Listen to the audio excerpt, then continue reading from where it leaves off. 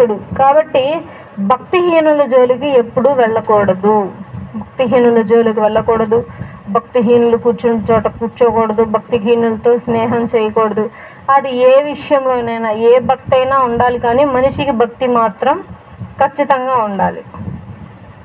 అది ఏ దేవుళ్ళైనా సరే. తర్వాత యెషయా గ్రంథము 6వ అధ్యాయము 10వ వచనం.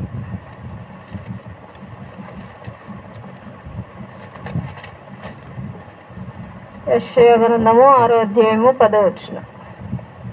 వారు కన్నులెత్తి చూచి చెవులతో విని హృదయముతో గ్రహించి మనస్సు మార్చుకొని స్వస్థత నొందకపోవునట్లు ఈ జనుల హృదయము క్రొవ్వు చేసి వారి చెవులు మందపరచి వారి కన్నులు మూయించుమని చెప్పాను.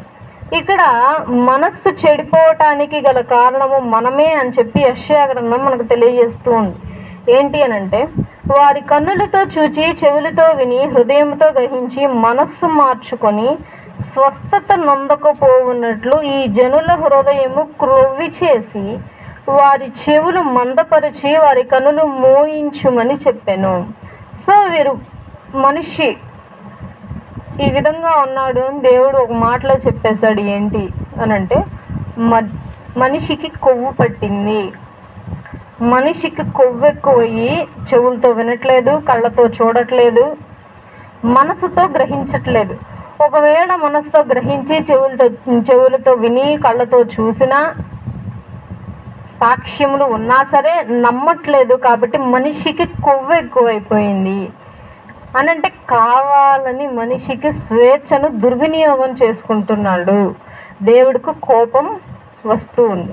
సో మనస్సు చెడిపోవటానికి గల కారణము మనమే, బుద్ధిహీనులుగా ఉండటానికి కారణము మనమే, జ్ఞానం లేకుండా ఉండటకు కారణము మనమే, పాపంలో పాలిభాగస్తులవుటకు కారణము మనమే. కానీ కొన్ని పరిస్థితులను బట్టి దేవుణ్ణి మనం నిందిస్తూ ఉంటాము. మనల్ని మనం తప్పును ఎప్పుడు ఒప్పుకోవటానికి మనస్సు అంగీకరించదు. అందుకే మనస్సు మాట ఎప్పుడు వినకూడదు. మనస్సు మాట వినేవాడు బుద్ధిహీనుడు. ఎవరైతే జ్ఞానం కలిగి ప్రవర్తిస్తారో వారు దేవుని యందు మాత్రమే ఉంటారు. వారు దేవుని చిత్తాన్ని గ్రహించటానికి ముందడుగు వేస్తారు. కాబట్టి జ్ఞాని అయినటువంటి సొలొమోను గారు మనకు తెలియజేసేటువంటి మాట ఏంటి అనంటే, మనస్సు చెడిపోవటానికి కారణము నీవే. ఆయన పాపమును మొత్తము రుచి చూచి కళ్ళారా చూచి ఆయన తెలుసుకున్నది ఏంటంటే, ప్రతీది వ్యర్థము వ్యర్థము వ్యర్థము, సూర్యుని క్రింద జరుగు ప్రతి కార్యము వ్యర్థమే. సో నువ్వేం ప్రయాసపడినా, నువ్వే కార్యక్రమాలు మొదలుపెట్టినా, దాన్ని అంతం చేసినా, దాని మధ్యలో ఉన్నా, ఇది గొప్పది అన్నది ఏది భూలోకంలో లేదు. గొప్పది ఏదైనా ఉంది అని అంటే యేసుక్రీస్తు ప్రభువారి ప్రాణత్యాగం తప్పితే గొప్పది ఈ భూలోకంలో ఇంకొకటి లేదు అని చెప్పి జ్ఞాని అయినటువంటి సొలొమోను గారు చెప్తూ, దారిలో ఉన్నా మనం ఇప్పుడు పాపము అనేటువంటి దారిలో ఉంటే ఆయన మన పక్కన నుంచొని ఏమీ లేదయ్యా, వెనుతిరుగు, నువ్వు వెనక్కి వెళ్ళు, నీ బండి తిప్పు, వెనక్కి తిప్పు, ముందేమి లేదయ్యా, డెడ్ ఎండ్ అని చెప్తున్నారు. ఎగ్జాంపుల్గా చూస్తే అప్పుడప్పుడు బోర్డ్స్ ఉంటాయి, టర్నింగ్ తీసుకోండి, లేకపోతే కన్స్ట్రక్షన్ జరుగుతుంది, ఇక్కడ నుండి దారి లేదు అని చెప్పి కొన్ని బోర్డ్స్ ఉంటాయి. ఎందుకు? చివరిదాకా వెళ్ళి తెలుసుకోకుండా, టైం వేస్ట్ అవ్వకుండా మధ్యలోనే మనకు తెలియాలి అని కొన్ని బోర్డ్స్ ఉంటాయి. ఇంకొన్ని బోర్డ్స్ రోడ్డు ఇటు తిరుగుతుంది, లెఫ్ట్కి తిరుగుతుంది, రైట్కి తిరుగుతుంది, వంకర్లు తిరుగుతుంది అంటే ఇంటిమేషన్ ఇస్తూ ఉంటుంది మనకి ప్రభుత్వం. కొన్ని హైవేస్ మీద, రోడ్ల మీద బోర్డ్స్ పెడుతూ. అలాగే జ్ఞాని అయినటువంటి సొలొమోను గారు మనకి ఇంటిమేషన్ ఇస్తున్నారు. నువ్వు దారి పొడుగునా కష్టపడి నువ్వు సంపాదించినంత ఈ పాపపు దారిలో నడుచుకుంటూ వెళ్తున్నావు, చక్కగా హ్యాపీగా తాగుతూ మత్తులో అలా తూలుతూ వెళ్తున్నావు, చక్కగా వ్యభిచారపు రొచ్చులో ఉండి మత్తులో వెళ్తూ ఉన్నావు, చక్కగా అన్యాయస్తులు అన్యాయంగా ఎన్నో డబ్బులు సంపాదించి వారి దగ్గర నుండి లాక్కొని ఆ సంపదతో నువ్వు నడుచుకుంటూ వెళ్తూ ఉన్నావు, అన్యాయంగా వేరొకరి సొత్తును నువ్వు ఆశించి ముందుకు వెళ్తూ ఉన్నావు, ఏమీ లేదు, వెనుతిరుగు అని అంటున్నాడు ఆయన పక్కన నుంచొని. అంతే మనసులో ఒక మాట వస్తూ ఉంటుంది, అది చేయమాకయ్యా, ఇది చేయమాక, ఇలా ఉండద్దయ్యా, ఇలా ఉండయ్యా అని మనసులో పరిశుద్ధాత్మ దేవుడు మనకి సలహా ఇస్తూనే ఉంటాడు.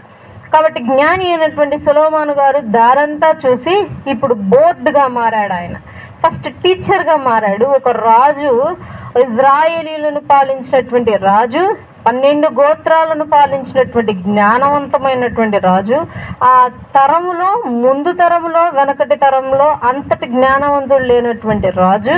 ఆ రాజు ఇప్పుడు ఉపాధ్యాయుడయ్యాడు. ఉపాధ్యాయుడి తర్వాత ఇప్పుడు ఒక బోర్డుగా మారాడు ఆయన. ఇప్పుడు ఆ బోర్డు అయ్యి మనకు సూచనలు ఇస్తూ ఉన్నాడు. ఏమీ లేదు, వెనుతిరుగు, ఇక్కడ ఏమీ లేదు, ఈ విషయాల్లో ఏం జరగలేదు. ఎక్కువ మంది స్త్రీలను పెళ్లి చేసుకుంటావా? ఎక్కువ మంది స్త్రీలను పెళ్లి చేసుకుంటే ఇదిగో నా బతుకు ఎట్లయిపోయింది. ఒకళ్ళు వచ్చేమో ఆ దేవతకు బలివ్వమంటారు, ఇంకొకళ్ళు వచ్చి ఈ దేవతకు బలివ్వమంటారు, ఇంకొకళ్ళు వచ్చి ఈ దేవతకు మందిరం కట్టమంటారు, ఇంకొకళ్ళు వచ్చి ఆ దేవతకు మందిరం కట్టి బలిపీఠం కట్టాలంటారు. సో ఈ విధంగా చేసి నన్ను నాశనం చేశారు. వీళ్ళు యెహోవా దేవునికి దూరం చేశారు. దేవుడు కోపం వచ్చింది, నన్ను రాజ్యాధికారం నుండి తీసేశాడు. సో కాబట్టి ఏమీ లేదయ్యా ప్రపంచంలో, నేను ప్రతీది గమనించాను అని చెప్తూ ఉన్నారు. కాబట్టి క్రైస్తవుడి మనసు చెడిపోవటానికి కారణము మాత్రం నువ్వే. ఎవరి మీదకి వేటి మీదకి నెట్టడానికి మాత్రం ముందడుగేయద్దు. పండు తిన్నది అవ్వే, సలహా ఇచ్చింది మాత్రం సాతానే. సో ప్రతీది సాతాను నీకు సలహా ఇస్తుంది, అంతేగాని కూర్చోబెట్టి నీ నోట్లో పెట్టదు కలిపి ముద్దలు. ఆ సలహాను నువ్వు పాటిస్తున్నావా, తిరస్కరిస్తున్నావా అనేదే క్వశ్చన్ మార్క్. ఇప్పుడు మేము కూడా ఉన్నాము, సువార్థికులు, పాస్టర్స్, వీళ్ళు చెప్తారు, అంతేగాని దేవుని యొక్క రాజ్యం ఉంది, దేవుని యొక్క రాజ్యంలోకి వెళ్ళాలంటే నువ్వు మారు మనసు పొందాలని చెప్తారే కానీ కూర్చోబెట్టి నువ్వు మారు మనసు పొందేలాగా నిన్ను హింసించరు. జస్ట్ చెప్తారు, మేము ఒక ఉత్తరవాదులుగా ఉన్నాము అంతే. ఆ ఉత్తరం తీసుకొచ్చి మీకు ఇచ్చాము, చించి దాన్ని ఓపెన్ చేస్తావా? దేవునికి స్తోత్రం.